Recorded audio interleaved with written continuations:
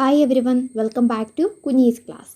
നമുക്കിന്ന് 8th standard ഹിസ്റ്ററിയുടെ second chapter from trade to territory the company establishes power എന്ന് പറയുന്ന ഈ ചാപ്റ്റർ ഒന്ന് ഡിസ്കസ് ചെയ്യാം.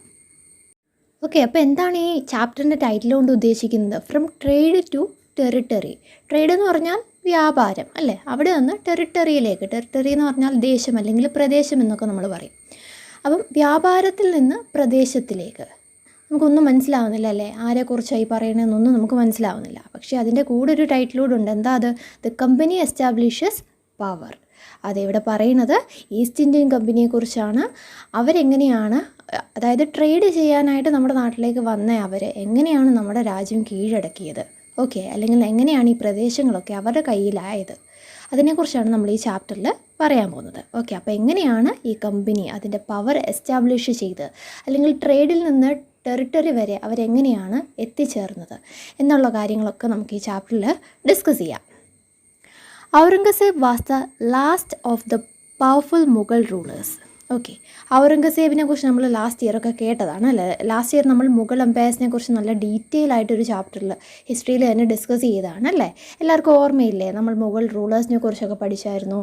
അവരുടെ ആ ഒരു ഭരണകാലം, അതായത് ഏത് ഇയർ മുതൽ ഏത് ഇയർ വരെയാണ് അവർ ഭരിച്ചത്, ആ കാലത്ത് വന്ന കുറേ മാറ്റങ്ങൾ, അതിനെക്കുറിച്ചൊക്കെ നമ്മൾ ഡിസ്കസ് ചെയ്തതാണ്. അപ്പോൾ ഔറംഗസേബ് എന്ന് പറയുന്നത് ഒരു മുഗൾ റൂളറായിരുന്നു. അദ്ദേഹമായിരുന്നു അവസാനത്തെ പവർഫുൾ മുഗൾ റൂളർ എന്ന് പറയുന്നത്. ഓക്കെ, പവർഫുൾ ആയിട്ടുള്ള മുഗൾ റൂളർ അദ്ദേഹമാണെന്നേ ഉള്ളൂ. അവസാനത്തെ മുഗൾ റൂളർ അദ്ദേഹമായിരുന്നില്ല. അവസാനത്തെ മുഗൾ റൂളർ എന്ന് പറയുന്നത് ബഹാദൂർ ഷാ സഫർ ആയിരുന്നു. അദ്ദേഹത്തിൻ്റെ മക്കളെയൊക്കെ ഈ ക്യാപ്റ്റൻ ഹുഡ്സൺ എന്ന് പറയുന്ന ഒരാൾ, അതായത് ഒരു ബ്രിട്ടീഷ് ഗവർണറായിരുന്നു, അദ്ദേഹം അറസ്റ്റ് ചെയ്ത് അല്ലെങ്കിൽ ആ രാജ്യഭരണത്തിൽ നിന്ന് അവരെ അങ്ങനെ മാറ്റിയെടുക്കുകയായിരുന്നു ചെയ്തത്. ഓക്കെ, അതിൻ്റെ ഒരു ഫിഗറും അതിനെക്കുറിച്ചുള്ള കുറച്ച് ഡീറ്റെയിൽ ആയിട്ടുള്ള കാര്യങ്ങൾ ഇവിടെ കൊടുത്തിട്ടുണ്ട്. അത് നിങ്ങളൊന്ന് സമയം കിട്ടുമ്പോൾ വായിച്ചു നോക്കിയാൽ മതി. ഓക്കെ, അപ്പോൾ ബഹദൂർ ഷാ സഫർ ആയിരുന്നു ലാസ്റ്റ് മുഗൾ റൂളർ എന്ന് പറയുന്നത്. പക്ഷേ പവർഫുൾ ആയിട്ടുള്ള മുഗൾ റൂളർ ആരായിരുന്നു? ഔറംഗസേബ് ആയിരുന്നു. He established control over a very large part of the territory that is now known as India. Okay, അദ്ദേഹത്തിൻ്റെ കയ്യിൽ അല്ലെങ്കിൽ അദ്ദേഹത്തിൻ്റെ ഭരണത്തിൻ്റെ കീഴിൽ ഒരു വലിയ പ്രദേശം തന്നെ ഉണ്ടായിരുന്നു. അതിനെയാണ് ഇപ്പോൾ നമ്മൾ ഇന്ത്യ എന്ന് പറയുന്നത്. ഓക്കെ, അതിൻ്റെ അർത്ഥം എന്താണ്? നമ്മുടെ ഇന്ത്യ ആ സമയത്ത് ഔറംഗസേബ് എന്ന് പറയുന്ന ഈ ഒരു പവർഫുൾ മുഗൾ റൂളറിൻ്റെ കയ്യിലായിരുന്നു എന്നാണ്. After his death in 1707, many Mughal governors and big zamindars began asserting their authority and establishing regional kingdoms. അപ്പോൾ അദ്ദേഹത്തിൻ്റെ മരണശേഷം, അദ്ദേഹം എപ്പോഴാണ് മരിച്ചത്? 1707 അങ്ങനെ അദ്ദേഹത്തിൻ്റെ മരണശേഷം ധാരാളം മുഗൾ ഗവർണേഴ്സ്, അതായത് നമ്മൾ സുബേദാസിനെ കുറിച്ചൊക്കെ ലാസ്റ്റ് ഇയർ ഡിസ്കസ് ചെയ്തതാണല്ലേ. അപ്പോൾ ഈ സുബേദാസ് അദ്ദേഹം ഭരിച്ചുകൊണ്ടിരുന്ന ആ ടെറിട്ടറി കീഴടക്കി ചെറിയ ചെറിയ കിങ്ഡംസ് ആയിട്ട്. അദ്ദേഹം ഇത്രയും വാസ്റ്റ് ആയിട്ടുള്ളൊരു ടെറിട്ടറിയാണ് ഭരിച്ചുകൊണ്ടിരുന്നത്. അത്രയൊന്നും ഭരിക്കാൻ ഇവരെ കൊണ്ട് സാധിക്കില്ലായിരുന്നു. എങ്കിലും അവർ ഓരോരോ ഗവർണേഴ്സ് കുറച്ച് ഭാഗം വീതം എടുത്ത് അവരുടെ അതോറിറ്റി അല്ലെങ്കിൽ അവരുടെ ഭരണം അല്ലെങ്കിൽ അവരുടെ കീഴിലായിട്ട് അല്ലെങ്കിൽ അവരുടെ കൺട്രോളിൽ ഈ കിങ്ഡത്തിനെയൊക്കെ കൊണ്ടുവരാനായിട്ട് നോക്കി. അങ്ങനെ ധാരാളം റീജിയണൽ കിങ്ഡംസ് ഉണ്ടായി വന്നു. As powerful regional kingdoms emerged in various parts of India, Delhi could no longer function as an effective center. അങ്ങനെ ധാരാളം റീജിയണൽ കിങ്ഡംസ് വന്നപ്പം എന്താ സംഭവിച്ചത്? ഡൽഹിക്ക് ഒരു എഫക്റ്റീവായിട്ടുള്ളൊരു സെൻറ്ററായിട്ട് വർക്ക് ചെയ്യാനായിട്ട് അല്ലെങ്കിൽ ഫങ്ഷൻ ചെയ്യാനായിട്ട് സാധിച്ചില്ല. കാരണം ഇപ്പം നമ്മുടെ രാജ്യമാണെങ്കിലും ഇന്ത്യ എന്ന് പറയുന്ന ഈ രാജ്യത്തിൻ്റെ ക്യാപിറ്റൽ സിറ്റി ആയിട്ട് നമ്മൾ ഡൽഹിനെയാണ് വെച്ചിരിക്കുന്നത് അല്ലേ. അപ്പോൾ അതിനൊരു എഫക്റ്റീവ് സെൻറ്ററായിട്ട് ഫങ്ഷൻ ചെയ്യാനായിട്ട് സാധിക്കും. പക്ഷേ ചെറിയ ചെറിയ കിങ്ഡംസ് ആയിട്ട് മാറിയപ്പോൾ അല്ലെങ്കിൽ ഓരോരോ റീജിയണൽ കിങ്ഡംസ് ഡെവലപ്പായ ടൈമിൽ ഡൽഹിക്ക് അതിൻ്റെ ആ ഒരു എഫക്റ്റീവ്നെസ് അല്ലെങ്കിൽ അതിനെ ആ ഒരു സെൻറ്ററിൽ നിന്നുള്ള ആ ഒരു പദവി അല്ലെങ്കിൽ അതിൻ്റെ ആ ഒരു ഫങ്ഷൻ അതിന് നഷ്ടപ്പെട്ടു. By the second half of the 18th century, however, a new power was emerging on the political Horizon, the British. അപ്പോൾ 18th സെഞ്ച്വറിയുടെ സെക്കൻഡ് ഹാഫ് ആയപ്പോഴത്തേക്കിനാണ് ഒരു പുതിയ പവർ എസ്റ്റാബ്ലിഷ്ഡ് ആയി വന്നത്. എന്തായിരുന്നു ആ പവർ? ബ്രിട്ടീഷുകാരായിരുന്നു അല്ലേ. അപ്പോൾ ബ്രിട്ടീഷുകാരുടെ ഭരണം തുടങ്ങിയത് 18th സെഞ്ച്വറിയുടെ സെക്കൻഡ് ഹാഫ് മുതലാണ്. Did you know that the British originally came as a small trading company and were reluctant to acquire territories? How then did they come to be masters of a vast empire? In this chapter, you will see how this came about. അപ്പോൾ നമ്മൾ already ഈ ചാപ്റ്ററിൻ്റെ title എന്താണ് ഉദ്ദേശിക്കുന്നത് എന്നുള്ളത് ഞാൻ പറഞ്ഞു തന്നായിരുന്നു അല്ലേ.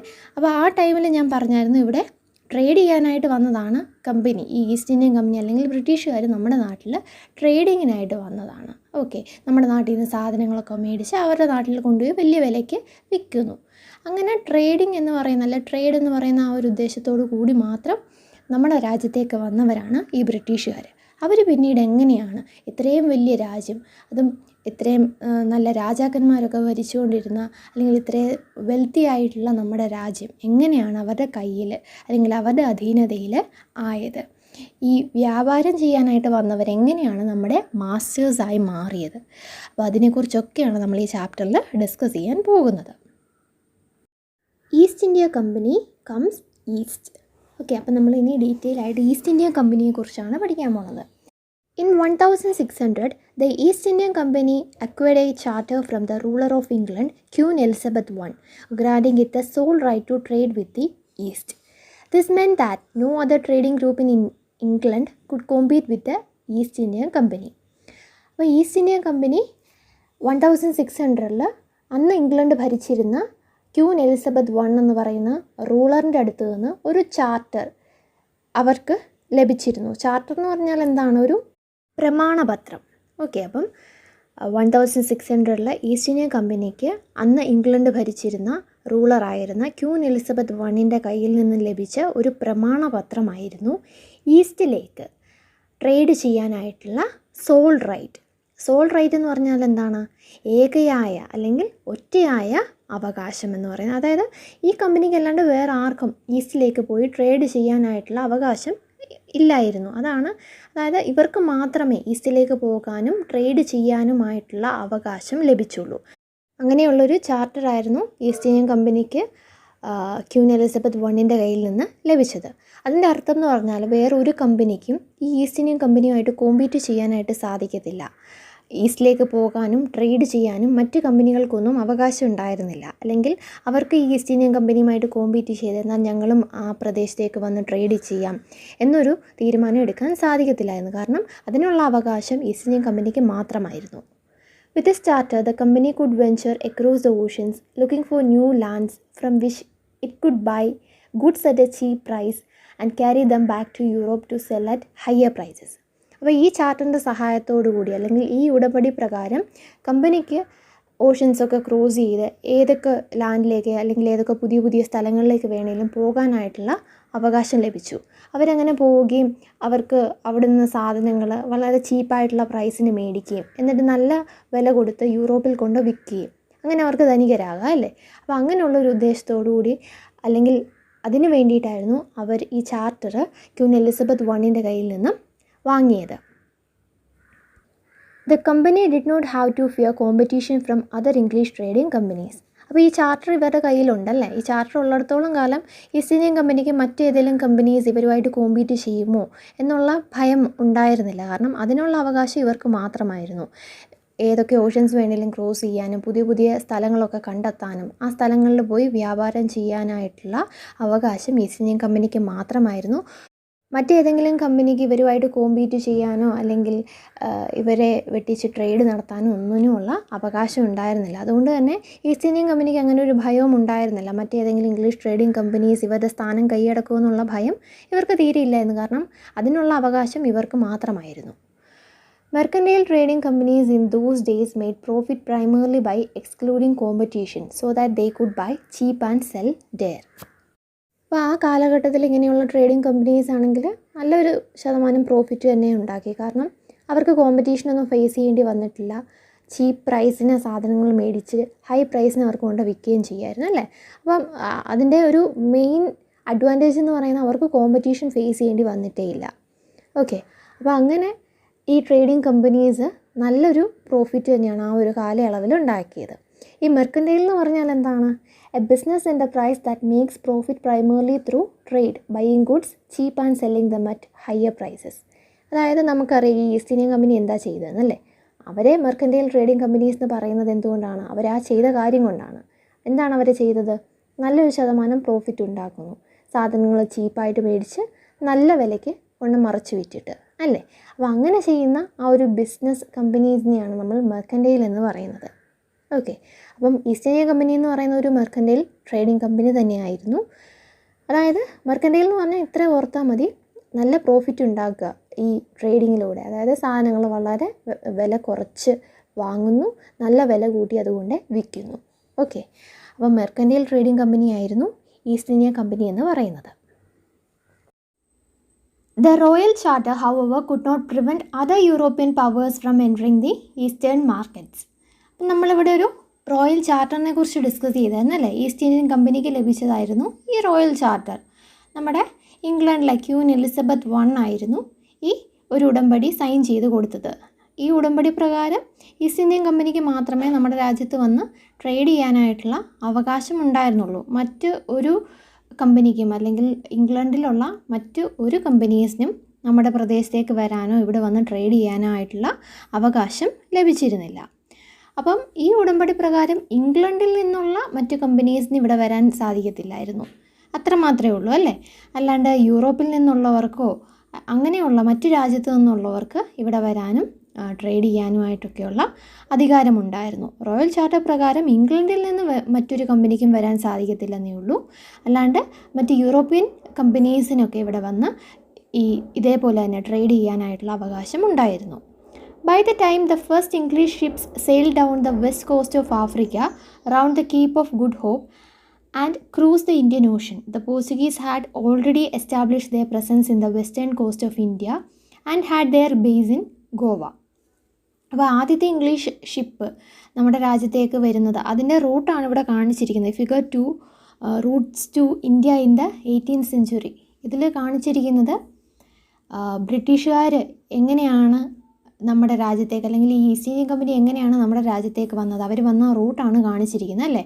ബ്രിട്ടീഷ് ഐലൻഡിൽ നിന്ന് ഇന്ത്യയിലേക്ക് ആ വരുന്ന വഴിക്ക് ആഫ്രിക്കയിൽ കേപ്പ് ഓഫ് ഗുഡ് ഹോപ്പ് എന്ന് പറയുന്ന ആ ഒരു സ്ഥലത്ത് എത്തിയിട്ടാണ് ഇവർ നമ്മുടെ ഇന്ത്യയിലേക്ക് വരുന്നത് അല്ലേ. അപ്പോൾ അങ്ങനെ കറങ്ങിത്തിരിഞ്ഞ് ഈ ബ്രിട്ടീഷുകാർ നമ്മുടെ രാജ്യത്തേക്ക് എത്തുന്നതിന് മുന്നേ ആയിട്ട് തന്നെ പോർച്ചുഗീസുകാർ നമ്മുടെ രാജ്യത്ത് വന്നായിരുന്നു. ഓക്കെ, അപ്പോൾ ബ്രിട്ടീഷുകാരേക്കാൾ മുന്നേ നമ്മുടെ രാജ്യത്ത് വന്നവരാണ് ഈ പോർച്ചുഗീസുകാർ.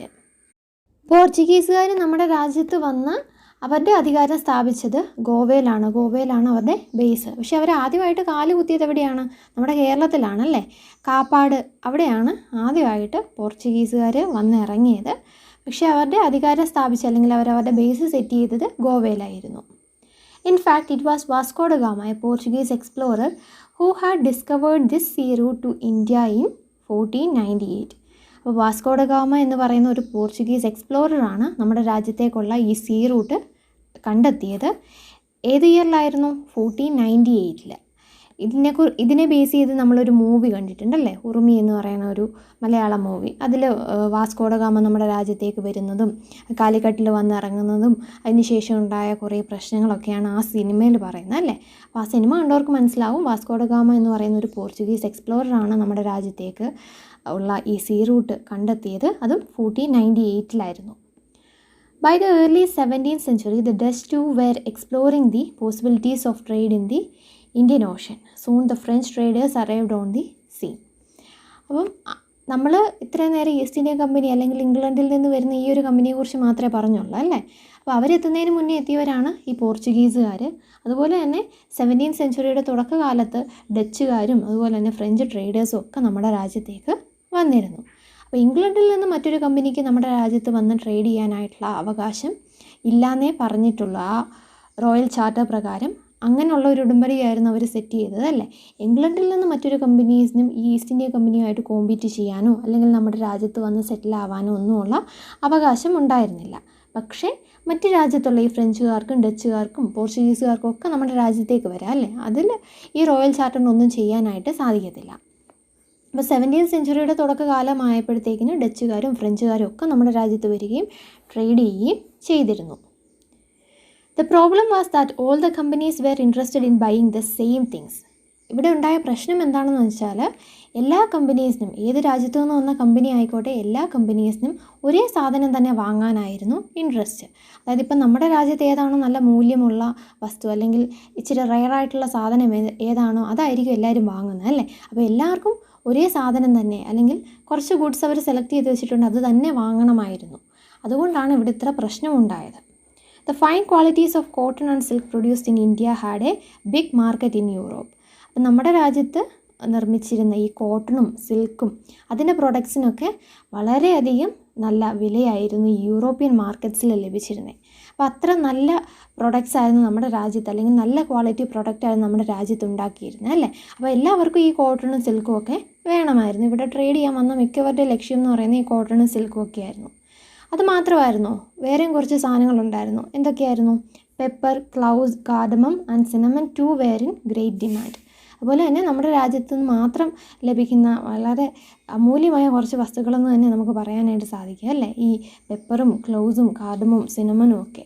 പെപ്പർ എന്ന് പറഞ്ഞാൽ എന്താണ്? നമ്മുടെ കുരുമുളക്. ക്ലൗസ് ഗ്രാമ്പൂ, കാർഡമം ഏലയ്ക്ക, സിനമൻ കറുവാപ്പട്ട. ഓക്കെ, ഇതൊക്കെ നിങ്ങൾ കണ്ടിട്ടുണ്ടായിരിക്കും അല്ലേ. അപ്പം ഈ സാധനങ്ങളും നല്ല ഡിമാൻഡ്, യൂറോപ്യൻ മാർക്കറ്റ്സിൽ നല്ല ഡിമാൻഡ് ലഭിച്ചിരുന്ന കുറച്ച് ഐറ്റംസ് കൂടിയായിരുന്നു. Competition among the European companies inevitably pushed up the prices at which these goods could be purchased, and this reduced the profits that could be earned. അപ്പോൾ ഇങ്ങനെ കോമ്പറ്റീഷൻ വന്നപ്പോൾ എന്ത് സംഭവിച്ചു? European കമ്പനീസിൻ്റെ profit കുറഞ്ഞു. എങ്ങനെയാണ് അവരുടെ പ്രോഫിറ്റ് കുറഞ്ഞത്? കൂടുതൽ വില കൊടുത്ത് സാധനങ്ങൾ വാങ്ങാൻ നിർബന്ധിതരായി. അതായത് ഇപ്പം ഒരേപോലത്തെ സാധനങ്ങൾ വാങ്ങാൻ കുറച്ചധികം ആൾക്കാർ വന്ന് നിൽക്കുകയാണ്. ഏറ്റവും കൂടുതൽ വില തരുന്ന ആരാണോ അവർക്കായിരിക്കും നമ്മൾ ആ സാധനം വിൽക്കുന്നത് അല്ലേ. അപ്പോൾ ഇങ്ങനെ ധാരാളം കമ്പനീസ് വന്ന് ഒരേ സാധനം തന്നെ അവർ മേടിക്കാനായിട്ട് നിൽക്കുമ്പം ആരാണോ കൂടുതൽ പൈസ തരുന്നത് അവർക്ക് നമ്മൾ സാധനങ്ങൾ വിറ്റു തുടങ്ങി. അപ്പം മറ്റുള്ള കമ്പനീസുമായിട്ട് കോമ്പീറ്റ് ചെയ്യാനായിട്ട് ഈ യൂറോപ്യൻ കമ്പനീസ് അവർ കൂടുതൽ വിലയ്ക്ക് സാധനങ്ങൾ എടുക്കാനായിട്ട് തുടങ്ങി. അങ്ങനെ കൂടുതൽ വിലയ്ക്ക് എടുത്താൽ അവരുടെ പ്രോഫിറ്റ് കുറയും അല്ലേ. ഇപ്പം 8 രൂപയ്ക്ക് അവർ എടുത്തുകൊണ്ടിരുന്ന ഒരു സാധനം ഇപ്പോൾ 10 രൂപയ്ക്ക് എടുക്കേണ്ടതിന് നിർബന്ധിതരായിക്കൊണ്ടിരിക്കുകയാണ്. അപ്പോൾ അവർക്ക് അവിടെ 2 രൂപയോളം നഷ്ടം വന്നുകൊണ്ടിരിക്കുകയാണ് അല്ലേ. അപ്പോൾ അവരുടെ പ്രോഫിറ്റ് കുറഞ്ഞുകൊണ്ടേയിരിക്കുന്നു. കാരണം കോമ്പറ്റീഷൻ കൂടുന്നതനുസരിച്ച് ഇവരുടെ പ്രോഫിറ്റ് കുറഞ്ഞുകൊണ്ടേയിരിക്കുന്നു. അവർ കൂടുതൽ വിലയ്ക്ക് സാധനങ്ങൾ വാങ്ങാൻ നിർബന്ധിതരാകുന്നു. അതിന് പ്രകാരം അവരുടെ പ്രോഫിറ്റുകൾ കുറഞ്ഞുകൊണ്ടേയിരിക്കുന്നു. The only way the trading companies could flourish was by eliminating rival competitors. അപ്പോൾ ഇങ്ങനെ ട്രേഡിംഗ് കമ്പനീസ് അവർക്ക് മുന്നേറണം എന്നുണ്ടെങ്കിൽ ഒരു കാര്യം ചെയ്യാൻ സാധിക്കത്തുള്ളൂ അല്ലേ. അവരും ആരുമായിട്ടാണോ കോമ്പീറ്റ് ചെയ്യുന്നത് അവരെ അങ്ങോട്ട് ഒഴിവാക്കിയാൽ മാത്രമേ അവർക്ക് ആ ട്രേഡിൽ അല്ലെങ്കിൽ ആ മേഖലയിൽ നന്നായിട്ട് ഒരു പ്രോഫിറ്റ് കൊയ്യാനായിട്ട് സാധിക്കത്തുള്ളൂ അല്ലേ. The urge to secure markets therefore led to fierce battles between the trading companies. അപ്പോൾ ഇങ്ങനെ മാർക്കറ്റ് കീഴടക്കാനായിട്ടുള്ള അല്ലെങ്കിൽ അതിന് വേണ്ട കാര്യങ്ങളൊക്കെ ചെയ്തു വന്നപ്പോഴത്തേക്കിന് ഈ ട്രേഡിംഗ് കമ്പനീസിനിടയ്ക്കൊക്കെ ആയിട്ട് ബാറ്റിൽസ് അല്ലെങ്കിൽ ചെറിയ ചെറിയ കലാപങ്ങൾ അല്ലെങ്കിൽ കോൺഫ്ലിക്ട്സ് ഒക്കെ ഉടലെടുത്ത് തുടങ്ങി. Through the 17th and 18th centuries, they regularly sank each other's ships, blockaded routes and prevented rival ships from moving with supplies of goods. അപ്പോൾ ഇവർ പരസ്പരം അങ്ങോട്ടും ഇങ്ങോട്ടും കോമ്പീറ്റ് ചെയ്യുന്ന കാര്യങ്ങൾ അല്ലെങ്കിൽ അവരുടെ ബാറ്റിലിനെ കുറിച്ചാണ് ഈ പറയുന്നത്. 17th 18th സെഞ്ചുറി ഒക്കെ ആയപ്പോഴത്തേക്കിന് ഭയങ്കര ശക്തമായിട്ടുള്ള ഒരു ബാറ്റിലാണ് നമുക്ക് കാണാനായിട്ട് സാധിക്കുന്നത്. അതായത് ഈ ട്രേഡിംഗ് കമ്പനീസ് പരസ്പരം അങ്ങോട്ടും ഇങ്ങോട്ടും വെല്ലുവിളിക്കുകയാണ്. അവരവരുടെ ഷിപ്പുകൾ, ഒരു കമ്പനി മറ്റൊരു ഷിപ്പിൻ്റെ കമ്പനിയെ വെള്ളത്തിൽ മുക്കുന്നു. അതുപോലെ തന്നെ അവരുടെ റൂട്ടുകൾ, ഏത് റൂട്ടിലൂടെയാണ് അവർ നമ്മുടെ രാജ്യത്തേക്ക് വരുന്ന ആ റൂട്ടൊക്കെ ബ്ലോക്ക് ചെയ്യുന്നു. അതുപോലെ തന്നെ സാധനങ്ങളുമായി പോകുന്ന ഈ കോമ്പറ്റീറ്റേഴ്സിൻ്റെ ഷിപ്പൊക്കെ പ്രിവെൻറ്റ് ചെയ്യുന്ന അല്ലെങ്കിൽ മുക്കുന്നു. അങ്ങനെ ഓരോരോ കാര്യങ്ങളൊക്കെ ചെയ്ത് ഇവിടെ വലിയൊരു കോൺഫ്ലിക്റ്റ് തന്നെ ഉണ്ടായിക്കൊണ്ടിരിക്കുകയാണ്. Trade was carried on with arms and trading post were protected through fortification. അപ്പോൾ ഇങ്ങനെ പരസ്പരം അങ്ങോട്ടും ഇങ്ങോട്ടും ഓരോരോ കലാപങ്ങളൊക്കെ ഉണ്ടാക്കാനായിട്ട് അല്ലെങ്കിൽ ഈ സാധനങ്ങൾ കൊണ്ടുവന്ന ഷിപ്പൊക്കെ വെള്ളത്തിൽ മുക്കാനൊക്കെ തുടങ്ങിയപ്പോഴത്തേക്കിന് ഇവരെന്ത് ചെയ്തു? കോട്ടകൾ കെട്ടി പ്രൊട്ടക്റ്റ് ചെയ്യാനായിട്ട് തുടങ്ങി. ഈ ട്രേഡിംഗ് റൂട്ടൊക്കെ കോട്ടകളാൽ നിർമ്മിച്ച് അതങ്ങനെ അവർ ട്രേഡിനെ പ്രൊട്ടക്റ്റ് ചെയ്യാനായിട്ട് തുടങ്ങി. This effort to fortify settlements and carry on profitable trade also led to intense conflict with local rulers. അപ്പോൾ ഇങ്ങനെ ഫോർട്ടിഫിക്കേഷനിലൂടെ അല്ലെങ്കിൽ കോട്ടകൾ കെട്ടുന്നതിലൂടെയും അതുപോലെ തന്നെ പ്രോഫിറ്റബിൾ ട്രേഡ് മുന്നോട്ട് കൊണ്ടുപോകുന്നതിലൂടെയൊക്കെ ഈ നമ്മുടെ നാട്ടിലുള്ള ലോക്കൽ റൂളേഴ്സുമായിട്ട് ഒരു പ്രശ്നം അല്ലെങ്കിൽ ഒരു എതിർപ്പ് വന്നു തുടങ്ങി. The company therefore found it difficult to separate trade from politics. Let us see how this happened. അപ്പോൾ എങ്ങനെയാണ് നമ്മുടെ നാട്ടിലെ റൂളേഴ്സുമായിട്ട് അല്ലെങ്കിൽ ഈ ലോക്കൽ റൂളേഴ്സുമായിട്ട് ഈ കമ്പനീസിന് കോൺഫ്ലിക്റ്റ് ഉണ്ടായത്, അല്ലെങ്കിൽ എന്ത് പ്രശ്നമായിരുന്നു അവർക്ക് നേരിടേണ്ടി വരുന്നത്, അതിനെക്കുറിച്ചാണ് ഇനി നമ്മൾ ഡിസ്കസ് ചെയ്യാൻ പോകുന്നത്. ഇന്ന് പഠിപ്പിച്ച പോർഷൻ എല്ലാവർക്കും മനസ്സിലായെന്ന് വിചാരിക്കുന്നു. അപ്പോൾ എല്ലാവരും നമ്മുടെ ചാനൽ സബ്സ്ക്രൈബ് ചെയ്യുക, വീഡിയോസൊക്കെ ലൈക്ക് ചെയ്യുക, ഫ്രണ്ട്സുമായിട്ടൂടെ ഷെയർ ചെയ്യുക.